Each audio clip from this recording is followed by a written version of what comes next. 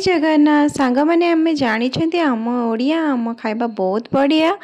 आमती कि आमर 12 मासरे 13 पर्व से पर्व भितर केते पिठापଣା जानी आपण मैंने बहुत पिठापଣା हुए बहुत प्रकार से मध्यरु गोटे जमती कि दूध गईंठा अन्यतम जमती कि आज आम बनइबा चलतु पूरा दिया दूध गईंठा बहुत भल लगे वीडियो देखंतु कंटिन्यू करंतु देखंतु बहुत भल लगे एटा जो पूरा दिया दूध गईंठा मु परिमाण नहीं किछटा मंडा पिठा करने आ किछटा दूध गईंठा बनवाई आपण मैंने से हिसाब से दूध गईंठा कले अल्प करके जमती देखिए आप नेबे प्रथम जमती कि आप जानते मंडा पिठा जमती कि पानी फुटा हम गोटे जगार नहीं कि आपड़ जी चूना ने से पानी देवे तापर टिके काढ़ीदेवे आउ ताको फुटवाक लुण टे देकी फुटवाक छाड़े तापर से चूना गुड़िक पकईकी कंटिन्यूअस घांटे घांटिला ताकू घांटिला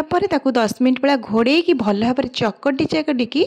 छोट छोट कर गईंठा बनइबे तापर आउ गोटे पात्र रे जमती 100-150 ग्राम अमूल लेकी जमती 15-20 मिनट भाया फुटवाक छाड़े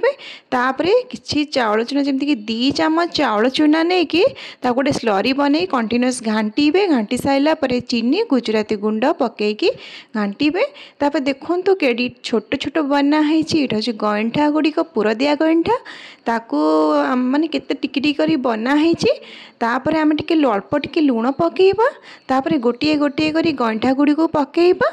किसी समय ताकू पकेला आपण माने चामच रे जमा मारिबेनी चामच मारदेले अंठा गुड़ी को भांगी जीवो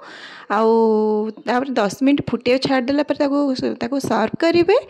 आउ ठंडा है खाइबे ना पाटे लगी आउे आपण मैंने जब ड्राई फ्रूट्स पकेबे भाजिकी पकई पारे यहाँ हूँ ऑप्शनल तापर गार्निश कराई ड्राई फ्रूट सहित आपण मैंने एमती थे करूँ बहुत भल लगे वीडियो भल लगे लाइक करेंगे सब्सक्राइब करेंगे रही।